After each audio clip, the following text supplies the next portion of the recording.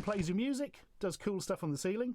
Not entirely sure I would have bought it if I'd known what I was getting, but hey, that's the whole point of a mystery box. And here's the big thing. How much would this have cost to have bought outright? £18.32. We actually saved £2.15. It's a miracle of whatever time of the year it is. Sort of post-Easter. It's a post-Easter miracle. So I felt I got kind of lucky with the last one there, but not so lucky with mystery boxes. I think the moral of this story is don't buy mystery boxes off AliExpress, because obviously you don't know what you're getting and you're going to end up paying more money for tap, frankly.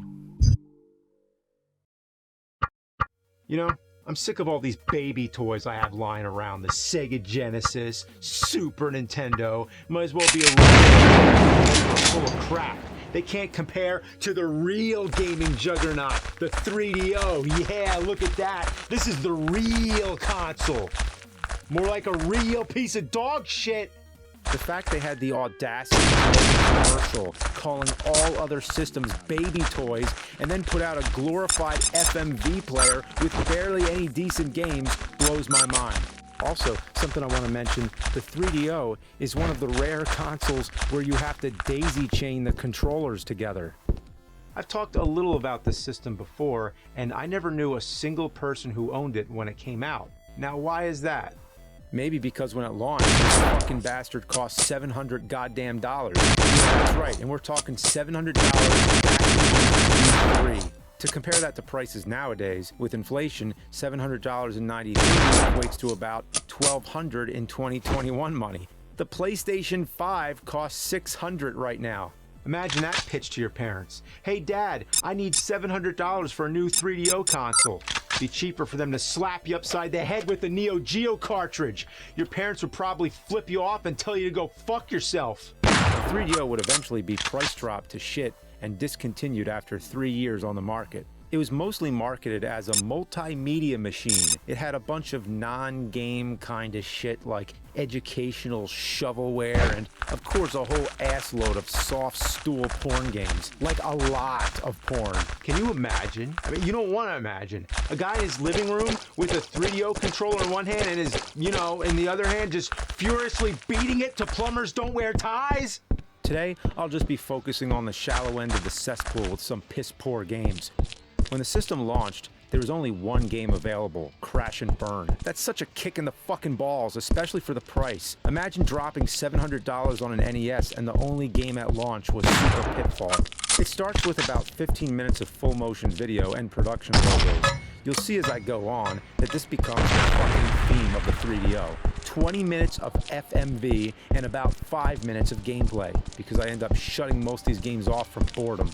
Crash and Burn is a futuristic fecal fart-fest combat racing game made by Crystal Dynamics, the company best known for the Legacy of Kain series, and later, the Tomb Raider series.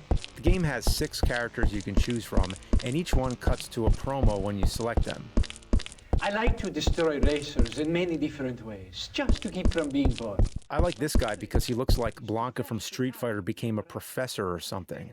You can also play as Rod Stewart if you want. So you might be thinking to yourself, this doesn't look all that bad. But think about this. If you wanted to play this back in 93, you'd have to drop about $750. And that's not mentioning the fact that a complete copy can run you around $700 today! The combat's pretty lame. The weapons absolutely nothing, and the racing is mediocre at best. I guess the graphics looked impressive back in 93, but give me F-Zero any day of the week because Crash and Burn is just plain zero. If combat racing is your thing, Road Rash, on the other hand, is excellent. Everything about this game is great, from the gameplay to the rockin'-ass soundtrack. My only real complaint is the engine sound. It's awful. Luckily you can turn it off, but if you don't, all you hear is a high-pitched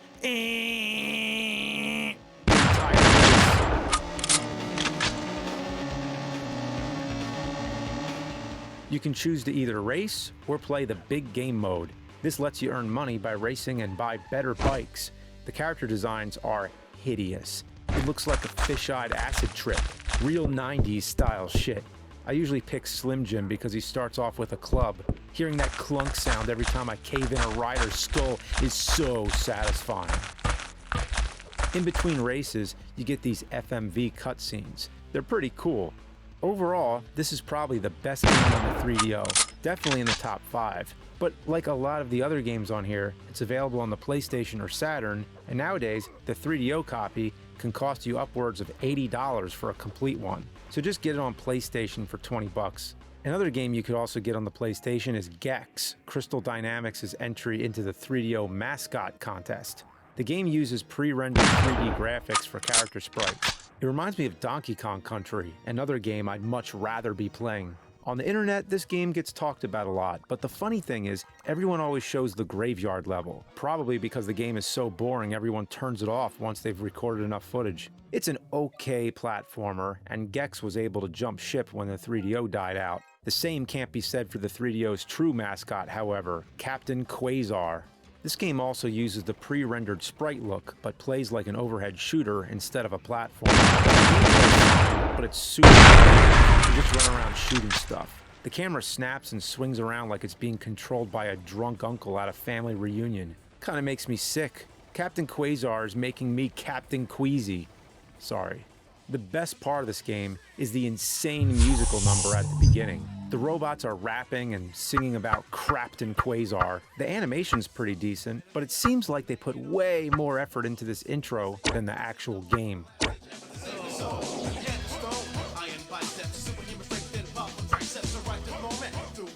Here's a weird one. You play as this little shit that runs around kicking a soccer ball. Some space pirates steal a soccer trophy or something, then they crash and the pieces fly all over the world and you have to collect them. It's animated like a dollar store bootleg DVD. Use your soccer ball as a weapon, but without it, you're just some dickhead kid without powers or any way to attack or defend yourself. I played this game long enough to realize that I don't really like it and would rather base jump into a flea market porta-john than play anymore. Also, I don't know what this kid did, but everyone in this town wants to fucking kill him. Dogs, skateboarders, and especially these surly-looking guys who whip wrenches at his head. How fucked up is that? This kid's willing to travel the world to save a soccer trophy, but grown adults will cave his skull in with a wrench to stop him. This game is fucked up. Battle Chess is a game I remember thinking was an awesome idea. That is until I actually played it. It's possibly the slowest game of chess I've ever witnessed. Yeah. Each time a piece moves, you have to watch it walk to the spot, and these characters walk slower than compacted shit out of Sloth's shit chute. I was playing this shit for almost 10 minutes before anything actually happened. Eventually, I just started sacrificing pieces just to see the kill animations, which I'll admit are fucking stupendous. I love the Monty Python reference with the knight.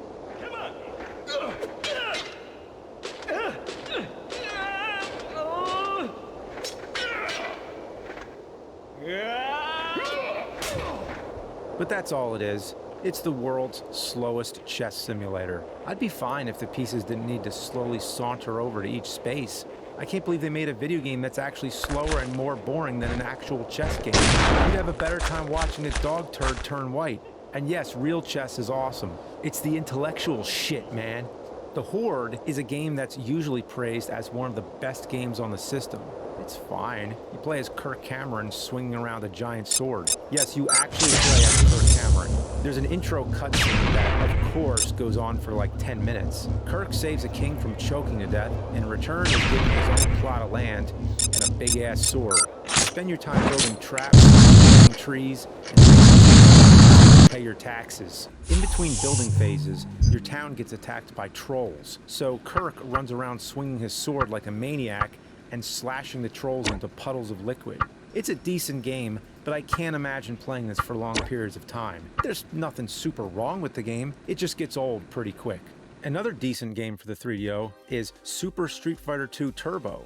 Well, it would be decent. In fact, it could have been the best home console incarnation of the Street Fighter 2 lineage that existed back in the day. But there's one problem. One huge problem. The 3DO controller has only 3 buttons. That ain't gonna work. Everyone knows you need 6. So I got the Pro Pad, which has the same button configuration as a Super Nintendo controller. And we all know Street Fighter worked great on the Super Nintendo. 4 buttons on the front, 2 on the top, there's your 6, you're all set. But this controller, you wouldn't believe. The bottom button X is actually the start button, and it can't even be changed in the option. You can reassign all the other buttons except start. So when you're trying to fight, you're gonna keep accidentally pausing the game. That fucking sucks. And this thing was made by STD. You'd be better off getting a real STD than getting this shit. So what you really need to get is the weird-ass Capcom fight pads that you had to send away for. They're one of the dumbest shaped controllers I've ever seen, though surprisingly. Also, the music in the game is awesome. It's an arranged version of the original and sounds great. So this one is good as long as you get the right controller. But you want to see some shit, right? Well, check out Way of the Warrior. This game was developed by Naughty Dog before they made hits like Crash Bandicoot. Imagine Mortal Kombat if nobody gave shits about it. The ninja character is just named Ninja. A ninja named Ninja. You can't get any lazier than that shit. Also, what in the fuck hell is a Shaky Jake? Each character plays like cheap chump fucks.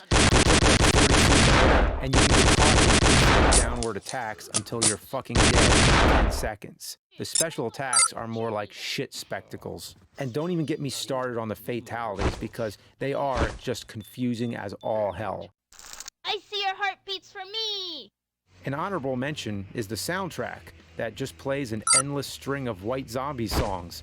I'm pretty sure that's where the entire budget went because the game is programmed like someone wrote the code with their ball sacks. Anyway, the game sucks. Next. Virtuoso. This is a rare kind of game that makes you question the very meaning of shit. I don't even know where to begin. First off, I can't get over the music. Just listen to it.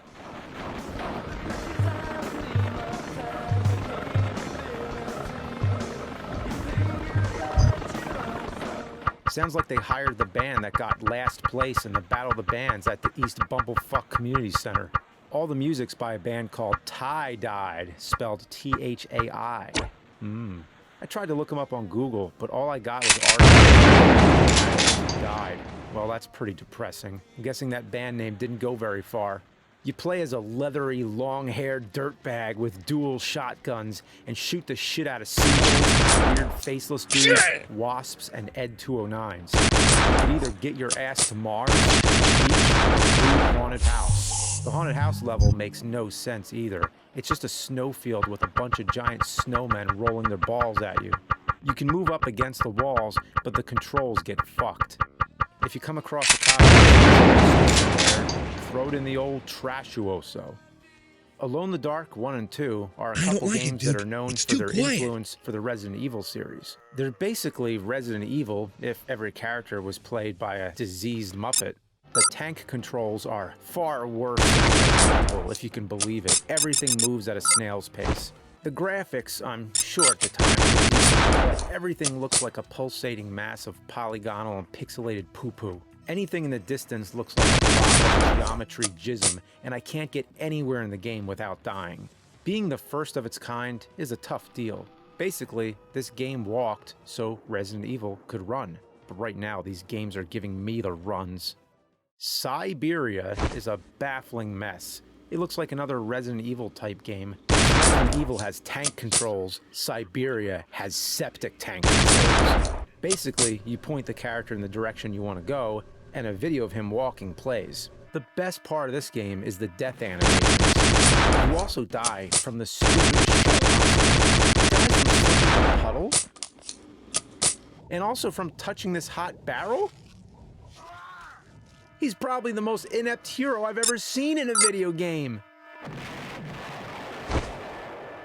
Eventually, you get to a part where you're defending the base from a bunch of pictures of aircrafts and boats.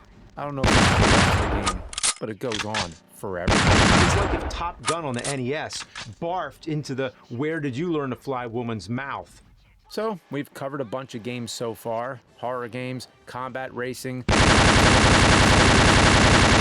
whatever the loving fuck virtuoso is. But now, let's get into the premier genre of the 90s, the first-person shooters. First up is Poed. No, actually, is an intergalactic chef who's the last living member of his ship's crew. You fight